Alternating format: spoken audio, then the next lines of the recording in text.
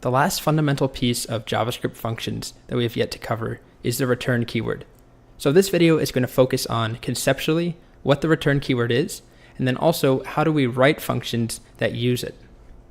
So I like to imagine that functions are a machine. We write a function and it takes some inputs, and those would be the arguments, and it does something with those inputs, does math, it checks if a user is logged in, it adds to a score, and then it returns something at the end. There is an output that it sends back. So far, our functions have only taken inputs, and they actually haven't sent anything back. So I'll show you what I mean. If we have a function called square, which we saw in the last lesson, and square took an input, let's just call it x, and all that we did inside was console.log x times x. If I run square and I pass in a number, like 4, I see the number 16 here. So it looks like I do have an output. What I actually have is something being printed to the console with console.log. But I don't actually have something that is being returned. So there's a really big difference. If I use the return keyword, it means that I can capture the value that is coming back out of the function. Right now I can't capture it.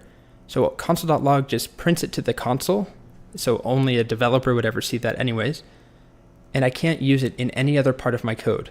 So let's say I wanted to do something where I had a line that was like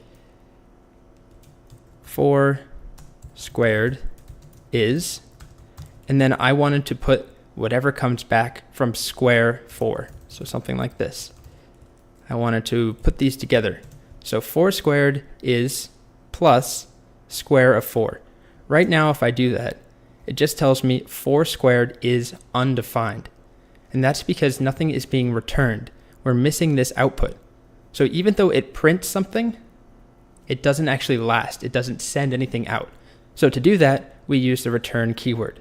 So it's a really simple change. We're just going to go back, and instead of console.logging, I'm just going to write return. So the return keyword is going to return one thing per function. We could theoretically have multiple return statements, but only the first one is actually going to run. Unless we had some sort of if statement where inside of an if statement we returned one thing, and inside of the else we returned something else. But still, only one of those is ever going to actually return. So in this case, we're returning x times x. So if I run this now, square of 4, you can see that it shows me 16, but it's slightly different than before the way that it printed 16. You'll see this little arrow here, and that tells me that it's a return value. So if I just console.log something on its own, like console.log 4, it prints number 4, but right below it you can see there's a return value, and console.log actually returns undefined.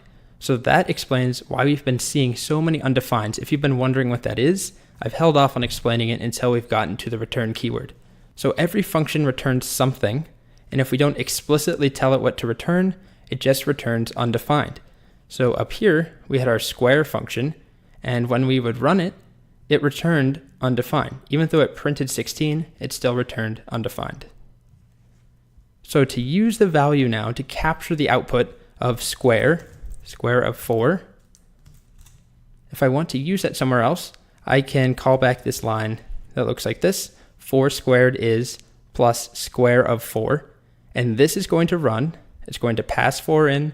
It's going to multiply x times x, 16, and then return 16. It's going to send it out of the function and put it right here. And so we get 4 squared is 16. The other thing I can do with the return keyword is save it in a variable. So I could do something like this. Var result equals square of 104. And now if I look at results, I get 10,816. So this function call, square of 104, was evaluated. That returned 10,816, which was then stored in result. So I have another example of a function that returns something. It's called capitalize, and it takes in a string like the word Paris. And what it does is it capitalizes the first letter and returns the entire string with that first letter capitalized. So Paris turns into Paris with a capital P. So the whole point of this function is that it alters our original data a little bit. So we pass in string, and then we get back a version of the string that has the first letter capitalized. The logic of how it actually capitalizes the first letter is not what I want to emphasize here. What I do want to emphasize is this right here. I have a variable city, which is Paris, lowercase p, and then I'm capitalizing it, capitalized city, and saving the return value to a new variable. So this is something we'll do a lot. We'll run a function, save the return value to a variable so we can use it again somewhere else. So if you are wondering how this function does work, the first part takes the first letter, so the character at index 0, and it uppercases it. So that would give us uppercase P. And then string.slice takes a number, in this case 1. And so that takes everything from index 1 onwards, ARIS, all lowercase, and it smashes that together with the plus sign with the capital P. So we're capitalizing the first letter and then taking everything else that's after the first character and combining the two and returning that. So another aspect of the return keyword is that it stops the execution of a function. So as soon as we return something, the function is done. So the whole point of a function is that it takes some sort of input and then it returns something. So as soon as it returns, that's just the end of the function's execution. So here's an example. This is the same capitalized function except with a small difference. And this is checking if we pass in a number instead of a string, which is what this line does. If type of input is equal to number, then let's just return that's not a string. We don't want to bother with any of this. So this return, if we pass in a number, will short circuit and this code never runs. Even though there is no else statement, so this code should run, it actually doesn't run at all because this short circuits it if we pass in a number. Otherwise, if we pass in a string like Paris, this isn't true, so this return statement is never run, and then this return statement is run. So the very last thing that I want to just add on at the end here is that there are two different syntaxes for declaring a function.